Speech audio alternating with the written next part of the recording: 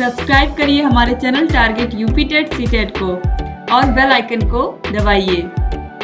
Hello friends, मैं रेनू स्वागत करती हूँ आप सभी भावी अध्यापक एवं अध्यापिकाओं का आपकी अपनी channel target UP TET CTET में। दोस्तों, आज इस वीडियो में हम आपके बाल विकास एवं शिक्षण शास्त्र के टॉप 50 क्वेश्चंस को पढ़ने वाले हैं। आपको पता है कि 1000 प्लस क्वेश्चंस की सीरीज हम चला रहे हैं और यहाँ पर आज हम पढ़ने वाले हैं पार्ट 6, क्वेश्चन नंबर 251 से 250 क्वेश्चन आप लोगों ने पढ़ लिया है और हर एक वीडियो में आपने टॉप 50 क्वेश्चंस पढ़े हैं। ये वह क्वेश्चंस हैं, ये वे क्वेश्चन हैं जो बार बार कहीं ना कहीं किसी न किसी शिक्षक भर्ती एग्जाम में पूछे गए हैं, कहीं ना कहीं सीटेट में पूछे गए हैं, यूपी टेट में पूछे गए हैं या विभिन्न राज्यों में के जो एस टेट होते हैं यानी कि राज्यों के टेट होते हैं, सब जगह पूछे गए हैं। तो ये सारे क्वेश्चन बहुत बहुत महत्वपूर्ण है आप लोगों के लिए और इन सारे क्वेश्चंस को आप लोग ध्यान से पढ़िएगा और समझते हुए चलिएगा। तो चलिए स्टार्ट करते हैं क्वेश्चन नंबर 251 से। अभिप्रेरणा के संबंध में निम्न में से कौन सा कथन सही नहीं है? यह छात्रों में रुचि बढ़ाने की क्रिया है। बिल्कुल, अभिप्रेरणा छात्रों में रुचि बढ़ाने की क्या है? क्रिया है। यह व्यक्ति को लक्ष्य तक पहुंचाने के लिए मजबूर करती है। यह आंतरिक एवं बाह्य दोनों प्रकार की प्रक्रियाएं हैं। इसके अलावा यह क्रिया को आगे बढ़ाती तथा उसे दिशा देती है। दोस्तों, यहाँ पर आप देखिए, इसमें राइट आंसर है ऑप्शन बी। यह व्यक्ति को लक्ष्य तक पहुंचाने के लिए मजबूर करती है। यह क्या करती है? यह रुचि बढ़ाने का काम करती है। जो अभिप्रेरणा होती है रुचि बढ़ाने का काम करती है। आंतरिक अभिप्रेरणा भी होती है, बाह्य अभिप्रेरणा भी होती है, ये भी आप लोगों को पता है। और यह क्या करती है? क्रिया को आगे बढ़ाती है और उसको दिशा देती है। लेकिन यहाँ पर ऑप्शन बी जो है, यह व्यक्ति को लक्ष्य तक पहुंचने के लिए मजबूर करती है, यह राइट आंसर नहीं है। क्वेश्चन नंबर 252 है, जैसे ही अभिप्रेरणा की प्रक्रिया रुकती है, व्यक्ति की क्रिया भी रुक जाती है, कार्य करने की आवश्यकता भी मर जाती है।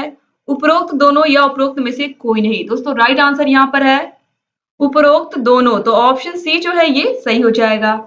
इसके बाद क्वेश्चन नंबर 253 है, कक्षा में छात्रों को अभिप्रेरित किया जा सकता है उनकी सफलता की दर को बढ़ाकर, यदि वे प्रतिभावान हैं तो उनके मार्ग में रुकावटें खड़ी करके, उनमें प्रतियोगी भावना विकसित करके या उपरोक्त सभी। तो दोस्तों, कक्षा में छात्रों को अभिप्रेरित किया जा सकता है उनकी सफलता की दर को बढ़ाकर, यानी कि बच्चे की सफलता की दर को बढ़ाकर, यानी कि जो बच्चा बहुत कमजोर है वह थोड़ा मीडियम हो जाए, जो मीडियम है वह और तेज हो जाए। तो इस तरीके से आप क्या कर सकते हैं? बच्चों को अभिप्रेरित कर सकते हैं इस तरीके से। क्वेश्चन नंबर 254 पर आते हैं। स्किनर का अभिप्रेरण सिद्धांत आधारित है बाह्य अस्पष्ट व्यवहारों पर जो कि पुनर्बलन देकर परिवर्तित किए जाते हैं। इच्छित व्यवहार की पहचान कर, उपरोक्त दोनों या उपरोक्त में से कोई नहीं। दोस्तों, यहाँ पर राइट आंसर है उपरोक्त दोनों। बाह्य अस्पष्ट व्यवहारों पर, यानी कि इन्होंने स्पष्ट कहा कि अगर काम अच्छा होगा तो पुनर्बलन देना है, अगर काम अच्छा नहीं हुआ तो फिर उसमें दंड भी देना है, जो कि एक तरीके से नकारात्मक पुनर्बलन होता है। और इच्छित व्यवहार की पहचान करने पर ही पुनर्बलन देना है। तो ऑप्शन ए भी दोनों सही हो जाएगा। क्वेश्चन नंबर 255 पर आते हैं। शिक्षण में पाठ्यक्रम संबंधी क्रियाओं का प्रयोग शिक्षण को आसान बनाने के लिए किया जाता है, शिक्षण को रोचक, सुग्राही एवं प्रभावशाली बनाने के लिए किया जाता है, शिक्षण को आकर्षक बनाने के लिए किया जाता है या फिर शिक्षण को सहायता देने के लिए किया जाता है। तो शिक्षण में पाठ्यक्रम संबंधी क्रियाओं का प्रयोग शिक्षण को रोचक, सुग्राही एवं प्रभावशाली बनाने के लिए किया जाता है। क्वेश्चन नंबर 256 है, अपने अध्यापन कार्य को अधिक प्रभावशाली बनाने के लिए सबसे अधिक किस पर निर्भर रहना चाहिए? तो अपने अध्यापन कार्य को, यानी कि जो आप बच्चों को पढ़ा रहे हैं, जो आपकी पढ़ाई है या फिर ये कहें कि जो आप शिक्षण दे रहे हैं बच्चों को, वह प्रभावशाली कब बनेगा? वह किस पर निर्भर करता है? अपने ज्ञान पर, पुनर्निवेशन पर, प्रबंध पर या शिक्षण के साधनों पर। दोस्तों, जो अध्यापक हैं उनकी सबसे अच्छी क्वालिटी क्या होनी चाहिए? जो विषय उनका है उस विषय की नॉलेज उन्हें अच्छी होनी चाहिए। तो यहाँ पर क्या कहा गया? अपने अध्यापन कार्य को अधिक प्रभावशाली बनाने के लिए सबसे अधिक किस पर निर्भर रहना चाहिए? तो अपने ज्ञान पर। ऑप्शन ए जो है ये बिल्कुल सही है, अपने ज्ञान पर। जब आपका नॉलेज अच्छा है, यानी कि आपके पास ज्ञान है, तभी आप उसको क्या करोगे? बांट पाओगे ना।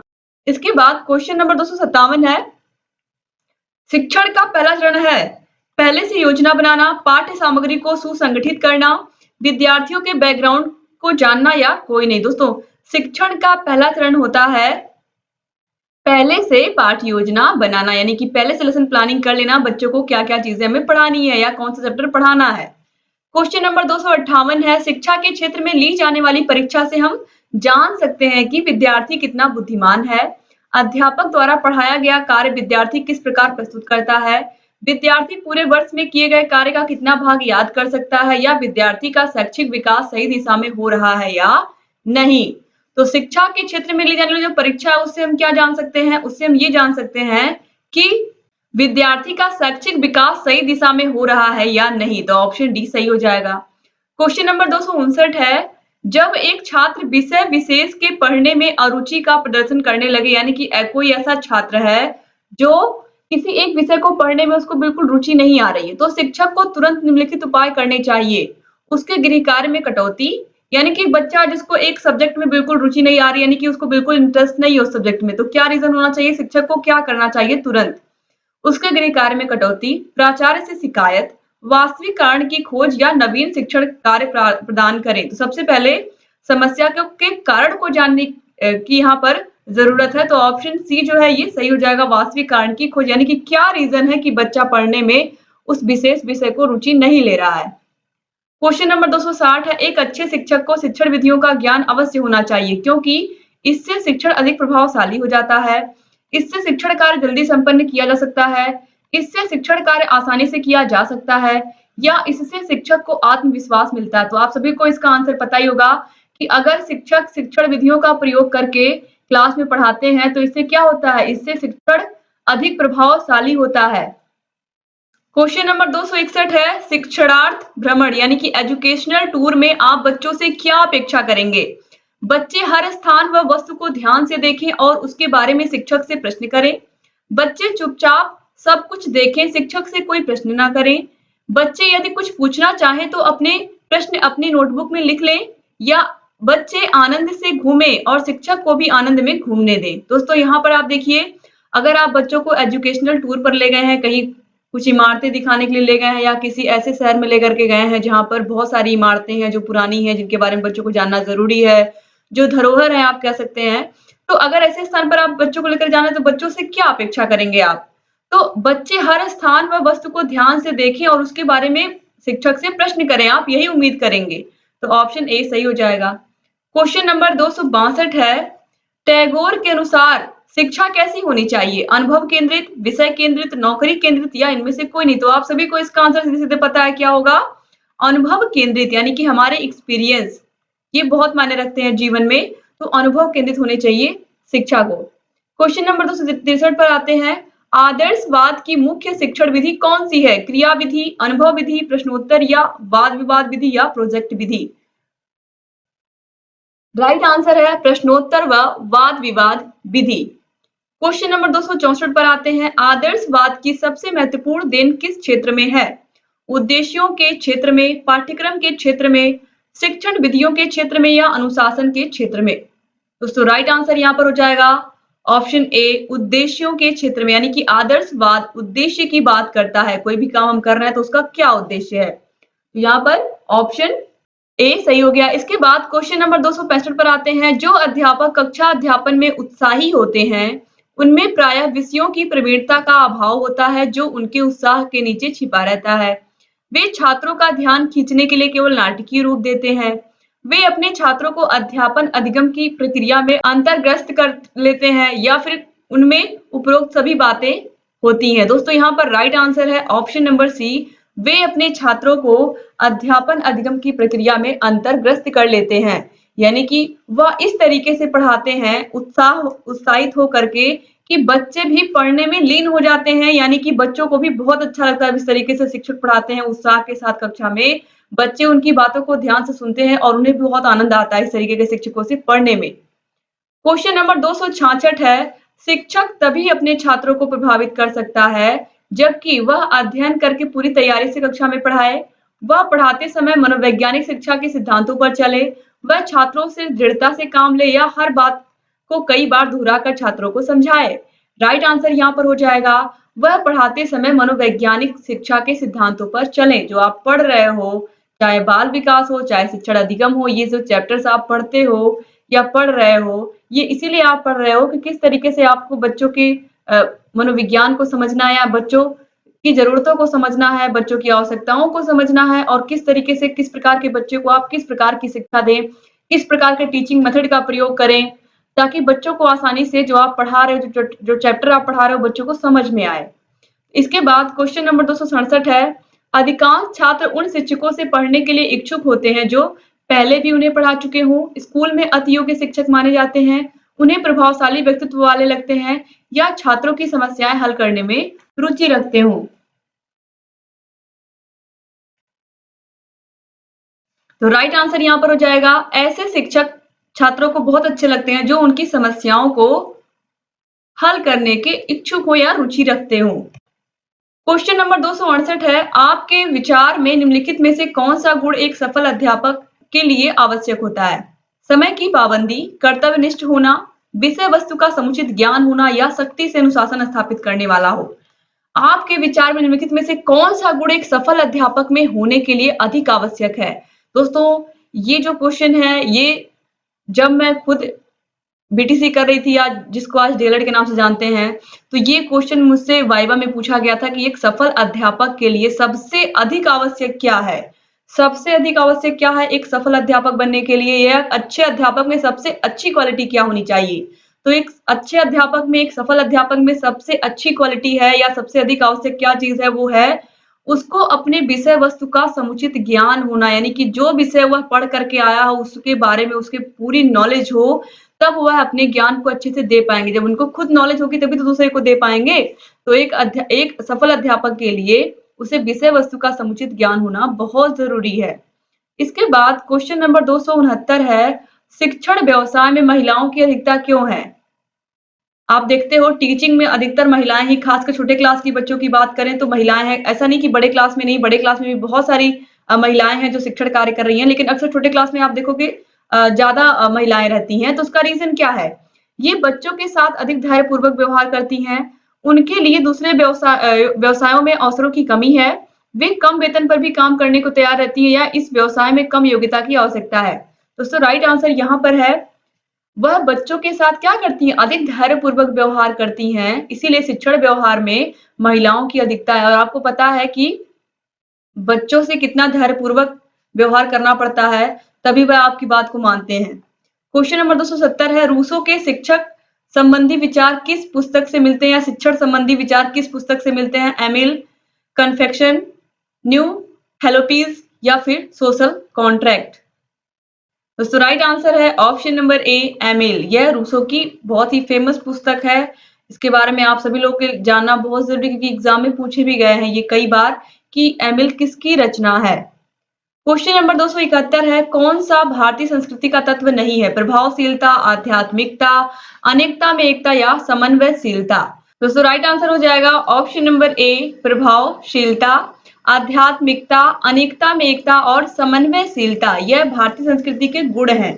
भारतीय संस्कृति के गुण में प्रभावशीलता भी आती है, लेकिन भारतीय संस्कृति कहीं पर ये नहीं कहती कि हमारा ही प्रभाव है या केवल और केवल पूरे विश्व में हमारी ही संस्कृति का प्रभाव है, ये ऐसे नहीं बोलती। क्योंकि भारतीय संस्कृति आपको पता ही है कि वसुधैव कुटुंबकम की भावना है।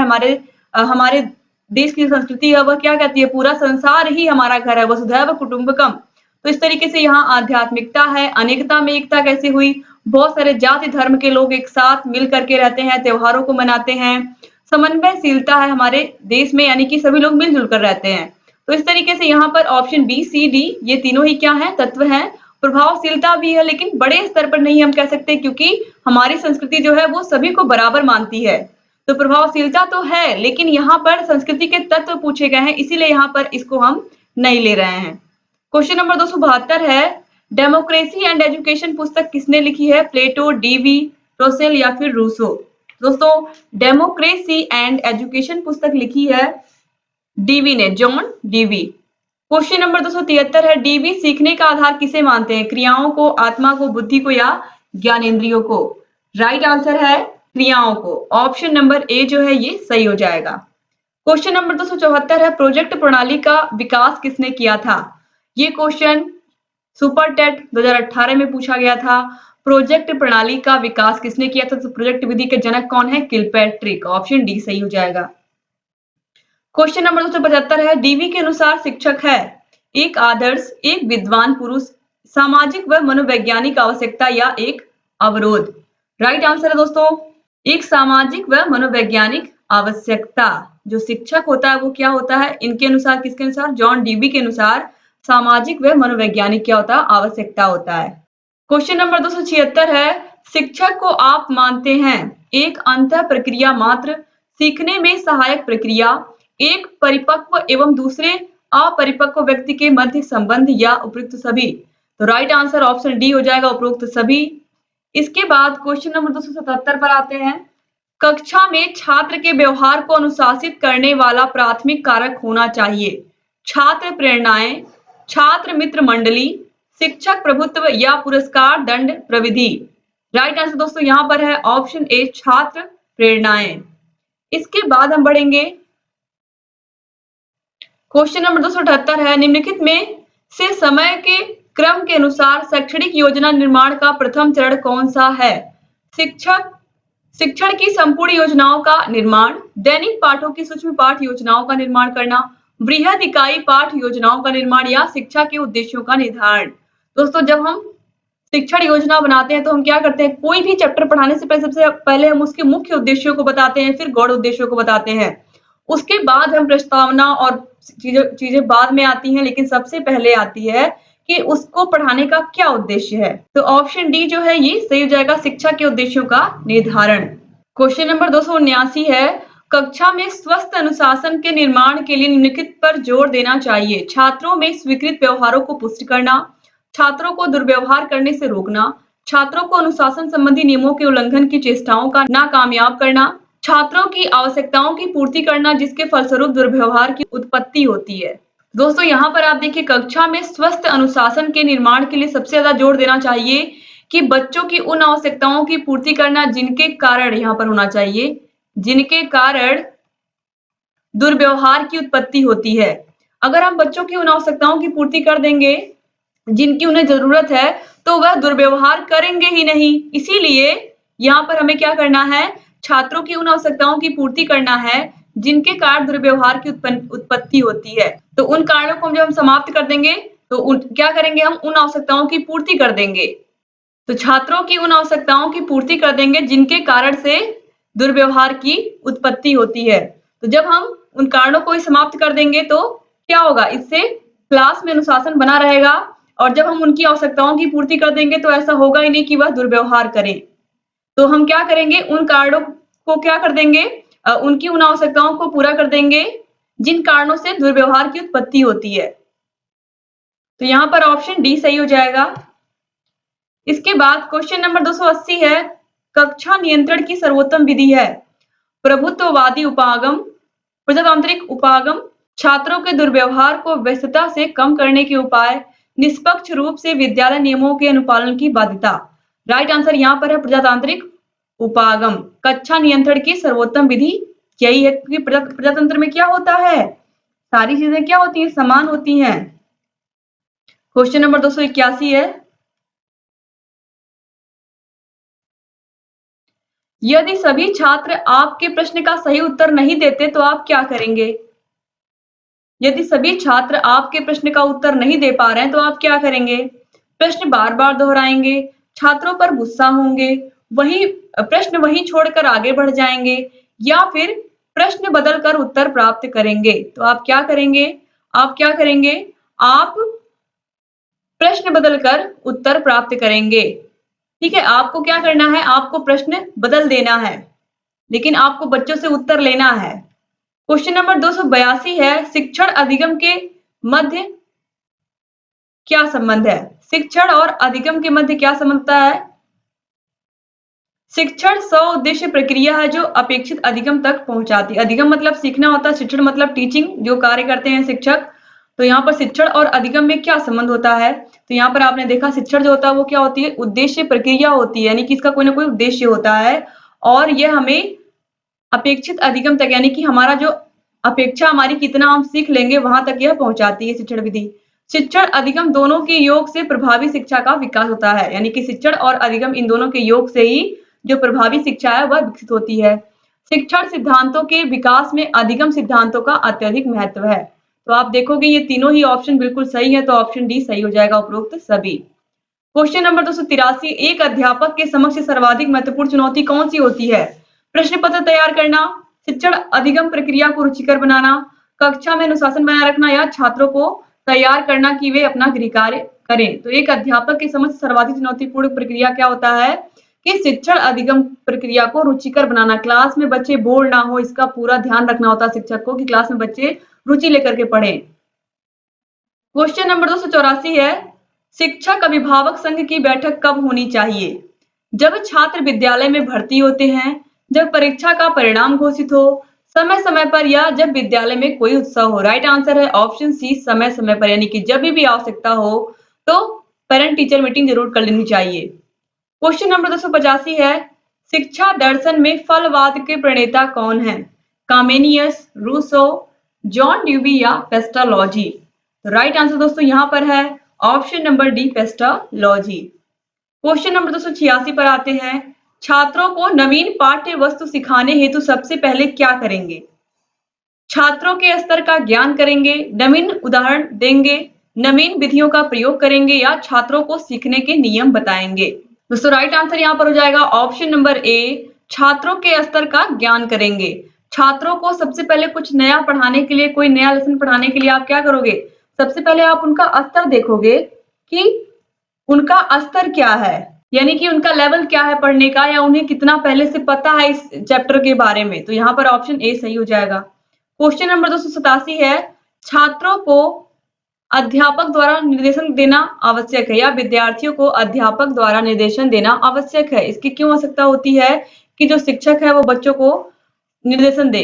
छात्रों की समस्या के निदान हेतु, छात्रों के भविष्य को सुधारने हेतु, छात्रों को व्यवसाय चयन हेतु या छात्रों की उचित शिक्षा व्यवस्था हेतु?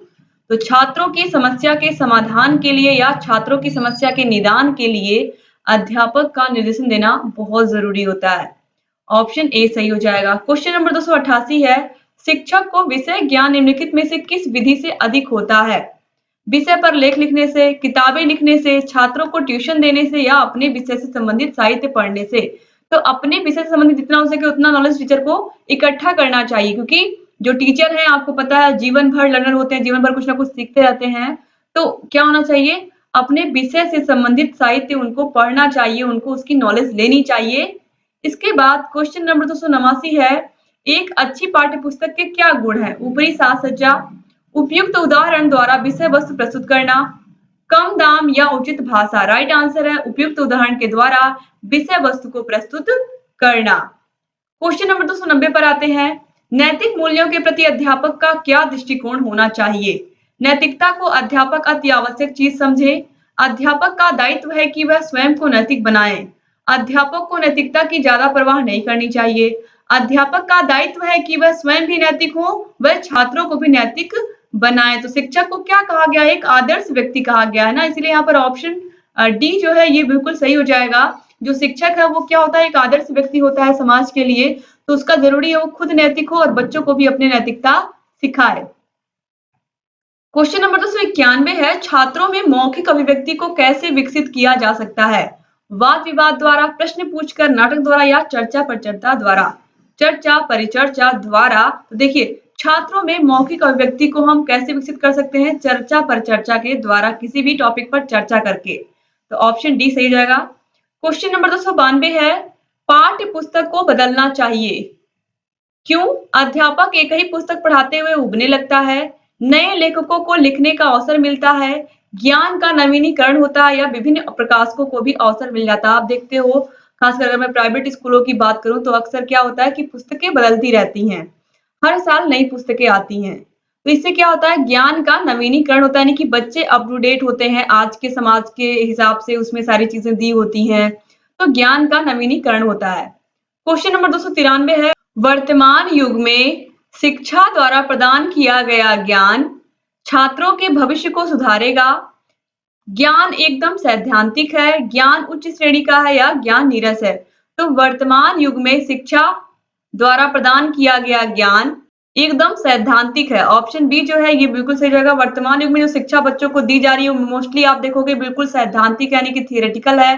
प्रैक्टिकली बहुत कम बच्चों को पढ़ाता है, बस चैप्टर को पढ़ाया गया, चैप्टर को लिखवा दिया गया, बच्चों ने क्वेश्चन आंसर रट लिए, एग्जाम में एग्जाम दे दिया, बच्चे पास हो गए, फर्स्ट सेकंड आ गए, बस उसके बाद इस तरीके से पूरा सेशन निकल जाता है। तो अगर देखा जाए तो ज्ञान एकदम सैद्धांतिक है, इसको व्यवहारिक बनाना बहुत जरूरी है। क्वेश्चन नंबर 294 है, एक उत्तम शिक्षण की विशेषता है। उत्तम शिक्षण की क्या क्या विशेषता है? प्रजातांत्रिक आदर्शों के प्रति अनुकूल, अपेक्षित सूचनाओं का आदान प्रदान करना, निर्देशात्मकता या उपयुक्त सभी। तो राइट आंसर यहाँ पर हो जाएगा ऑप्शन नंबर डी, उपयुक्त सभी। क्वेश्चन नंबर 295 है, शिक्षा का यथार्थवादी लक्ष्य क्या है? आनंदमय और संकल्पित जीवन, आध्यात्मिक प्रगति, चरित्र निर्माण या फिर आत्म साक्षात्कार। तो शिक्षा का यथार्थवादी लक्ष्य अगर देखा जाए तो आनंदमय और संकल्पित जीवन, ऑप्शन ए जो है ये सही हो जाएगा। क्योंकि हर व्यक्ति पढ़ाई लिखाई इसीलिए कर रहा ना कि उसका जीवन जो है वो क्या हो, आनंदमय हो, अच्छा बीते। क्वेश्चन नंबर 296 है, प्रकृतिवाद शिक्षा में निम्नलिखित में से किस पर जोर है? दर्शन, मनोविज्ञान, समाजशास्त्र या अर्थशास्त्र। राइट आंसर दोस्तों यहाँ पर हो जाएगा ऑप्शन नंबर बी, मनोविज्ञान। क्वेश्चन नंबर 297 है, एक शिक्षक जो अपनी कक्षा में उत्तम वातावरण तैयार करना चाहता है उसे निम्नलिखित कार्य करना चाहिए। उसे कठोर अनुशासन सिद्धांतों का अनुसरण करना चाहिए, उसे छात्रों को चुनौतीपूर्ण नवीन अनुभव प्रदान करने चाहिए, उसे छात्रों को निरंतर मौखिक एवं वस्तुनिष्ठ परीक्षाओं में व्यस्त रखना चाहिए, या उसे कठोर नियमों की स्थापना बिना किसी भेदभाव के करनी चाहिए। दोस्तों कक्षा में उत्तम वातावरण तैयार करने के लिए एक शिक्षक को छात्रों को चुनौतीपूर्ण नवीन अनुभव प्रदान करने चाहिए, यानी कि हमेशा उनको कुछ नई नई चीजें सिखाते रहना चाहिए। इसके बाद क्वेश्चन नंबर 298 पर आते हैं, यदि कोई बालक एक ही कक्षा में कई वर्ष तक असफल हो जाता है तो उसकी असफलता का सर्वाधिक महत्वपूर्ण कारण क्या हो सकता है? उसकी निम्न आर्थिक एवं सामाजिक स्थिति, उसकी शारीरिक अस्वस्थता, उसकी अध्ययन में अरुचि तथा पाठ्य विषय एवं बालक के मानसिक स्तर में पर्याप्त अंतर, या उसके साथ शिक्षक द्वारा भेदभाव। तो एक बालक है जो एक ही कक्षा में बार बार क्या हो रहा है, फेल हो रहा है, तो उसकी असफलता का सर्वाधिक महत्वपूर्ण कारण इसमें से क्या हो सकता है? देखिए इसमें हो सकता है उसकी अध्ययन में अरुचि, यानी कि उसको पढ़ने लिखने में बिल्कुल इंटरेस्ट ना हो।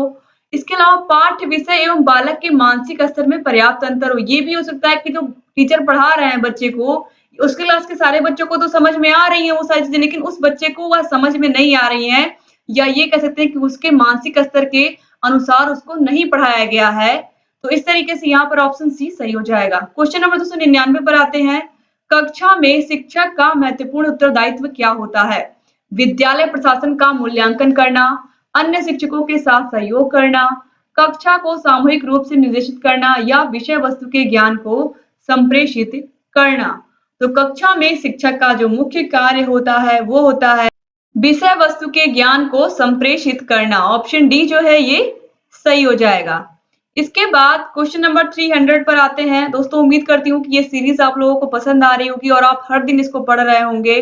दोस्तों आपको पता है मनोविज्ञान और शिक्षण मैंने पूरा पढ़ा दिया है, तो मनोविज्ञान और शिक्षण शास्त्र आपको सारे के सारे क्लासेस को जरूर पढ़ना चाहिए, आपको बहुत समझ में आएगा। और मैंने अपने हाथों से लिख करके नोट्स बनाए हैं, तो आपके बहुत काम आएंगे अगर आप सारे के सारे क्लासेस को पढ़ लीजिए, क्योंकि आपके पास अभी काफी टाइम है। आप चाहें तो सारी क्लासेस को पढ़ सकते हैं और अपने हर एक कॉन्सेप्ट को क्लियर कर सकते हैं, चाहे वो अधिगम हो, चाहे व्यक्तित्व हो, चाहे विप्रेरणा हो। ये सारे चैप्टर्स मैंने बहुत ही अच्छे से पढ़ाए हैं। यहाँ पर देखिए क्वेश्चन नंबर 300 है, यदि शिक्षक कक्षा में शिक्षण के समय कोई गंभीर त्रुटि कर जाता है तो उसे निम्नलिखित कार्य करना चाहिए। शिक्षक पढ़ा रहे हैं और गलती हो गई उनसे कोई, तो उन्हें क्या करना चाहिए? वह अपनी त्रुटि को तुरंत स्वीकार कर लें, वह उसे भुलाने का प्रयास करें, त्रुटि करें और भूल जाएं, या उसके प्रति अज्ञान बन जाए। राइट आंसर है वह अपनी त्रुटि को तुरंत स्वीकार करें। एक टीचर होने के नाते आप सभी भी एक शिक्षक ही हैं, आपने अपना प्रशिक्षण पूरा कर लिया है तो आप एक शिक्षक ही हो। तो यहाँ पर याद रखना, अगर आपसे कभी भी क्लास में कोई भी गलती हो जाती है तो आपको उसको तुरंत एक्सेप्ट करना है, क्योंकि आपके सामने बच्चे हैं और बच्चों को भी आपको यही संदेश देना है कि अगर मुझसे भी कोई गलती हुई तो मैंने उसको स्वीकार कर लिया, तो तुमसे भी कोई गलती होगी तो तुम भी उसको तुरंत स्वीकार कर लेना। तो यहाँ पर आप देखिए वह अपनी त्रुटि को तुरंत स्वीकार कर लें।